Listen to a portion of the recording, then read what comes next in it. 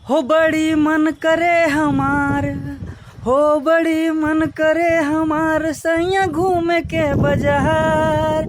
हो बड़ी मन करे हमार सैया घूमे के बाजार। हो हमके हो मन बहला द पिया, बहला द पिया, हमके जिला नवादा घुमा द पिया, हमके जिला नवादा घुमा द पिया। हो बड़ी मन करे हमार सैया घूमे के बाजार। हो जरी हमरा के मन बहला द पिया, बहला द सुभाष जी, हमके जिला नवादा घुमा द पिया, हमके जिला नवादा घुमा द पिया। पकड़ी बरावा में मिल टाटे हो, पकड़ी बरावा में मिल टाटे हो, बरावा के मिठाई हो, बरावा के मिठाई हो, हमके खिया द पिया। पकड़ी बरावा के बरावा मिठाई हमके खिया द पिया, हमके जिला नवादा घुमा द पिया, हमके जिला नवादा घुमा द पिया। हो बड़ी मन करे हमार सोइया घूमे के बाजार। हो हमका तो मन बहला द पिया, बहला द पिया, हमके जिला नवादा घुमा द पिया, हमके जिला नवादा घुमा द पिया, हमके जिला नवादा घुमा द पिया। हो हमके रजौली के बजरिया घुमा द पिया, हमके रजौली के बजरिया घुमा द पिया, हमके जिला नवादा घुमा द पिया।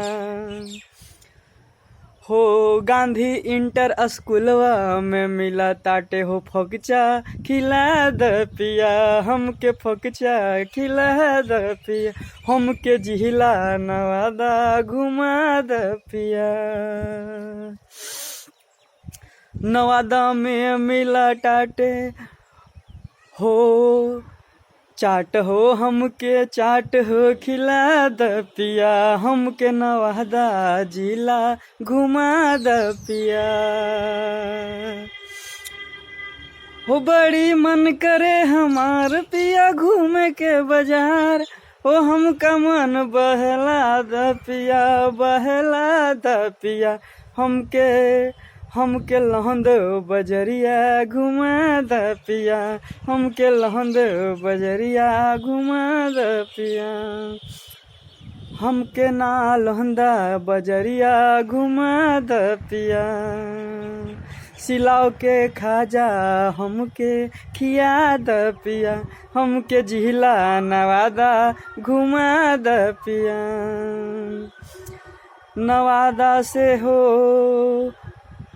मांग के मंगटी का लवा द पिया, हमके जिला नवादा घुमा द पिया। हो बड़ी मन करे हमार सैया घूमे के बाजार, हमके हो जिला नवादा घुमा द पिया, हमके जिला नवादा घुमा द पिया। दोस्तों, मेरा यह जो नवादा है वो बहुत महान ज़िला है और बिहार का सर्वश्रेष्ठ ज़िला है। यहीं पर मतलब बिहार का जो कश्मीर है, ककोलत है और गोनावा मंदिर है, सोभिया मंदिर है। मेरे नवादा को यह गाना समर्पित है और जय नवादा की पावन पुण्य धरती माता, आपको मेरा सादर प्रणाम है। और यह गाना विशेष रूप से तो एक मतलब कह सकते हैं कि दुनिया में कोई भी होता है तो उसका मतलब कह सकते हैं कि शादी विवाह होता है तो उसका मतलब कह सकते हैं कि पत्नी का एक इच्छा होता है कि घुमाने का, तो उसी पर यह गाना था। विकास बलमुआ जी का ये गाना था कि हमके जिला जहानाबाद घुमा द पिया, तो उस पर मैंने ये बैठा दिया है।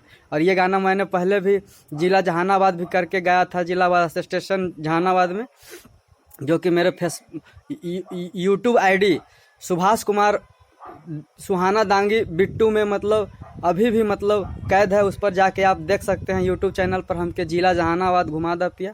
तो आज विशेष रूप से मेरा यह जो गाना है यह मैं अपने नवादा ज़िला को अर्पित करता हूं। और मेरा नवादा महान, जय नवादा, जय नवादा, जय हिंद, जय माँ भारती।